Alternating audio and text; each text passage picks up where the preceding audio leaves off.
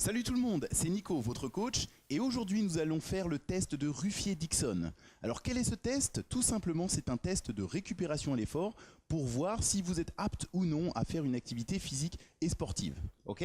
Alors ce test va être en 3 parties, nous allons prendre le pouls de 3 manières différentes.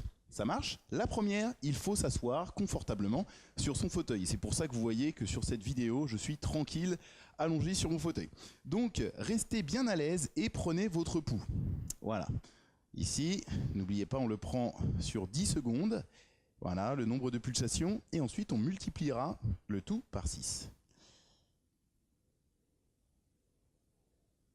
Ok, super.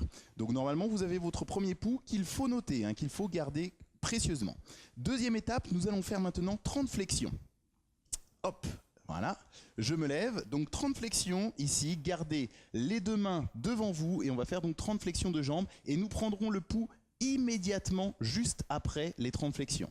Donc les bras tendus devant et là on est parti, avec moi on a 45 secondes, c'est parti. Allez, 1, 2, 3, 4, 5, allez accrochez-vous, 6, 7, 8, 9, 10, soufflez toujours en remontant, 2, allez on s'accroche, 3, 4, 5, on est à la moitié, 6, 7, 8, 9, 20, les 10 dernières, allez soufflez, 2, 3, 4, 5, allez, plus que 5, plus que 4, plus que 3, plus que 2, une dernière, et ok, relâchez. Et tout de suite, asseyez-vous et prenez votre pouls, encore une fois, sur 10 secondes, c'est parti.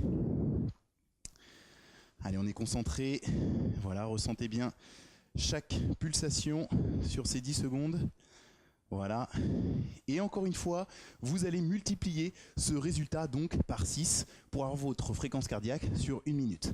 Maintenant, je lance le chrono encore une fois, tranquillement, parce qu'il va falloir pour la 3e fréquence cardiaque la prendre, mais cette fois-ci 1 minute après s'être reposé. Ça marche? Voilà, allez reposez-vous et soufflez bien. Alors pour bien faire descendre le rythme cardiaque, ce que je vous conseille, c'est de vraiment, lors de l'expiration, de souffler longuement, d'accord? De vraiment vider complètement vos poumons. Et vous allez voir que vous allez mieux récupérer. Allez, il reste encore 25 secondes. On s'accroche. Soufflez. Voilà. Une fois que nous aurons la 3e fréquence cardiaque, il va falloir faire un petit calcul que vous verrez s'afficher ici sur la vidéo. Allez, attention. On se concentre. Allez, dans 5 secondes, replacez vos doigts pour prendre votre fréquence cardiaque. Et c'est parti. Allez, sur 10 secondes, on compte. Voilà. Comptez bien. Et ok, relâchez. Donc, encore une fois, vous multipliez par 6 pour avoir votre fréquence cardiaque à la minute.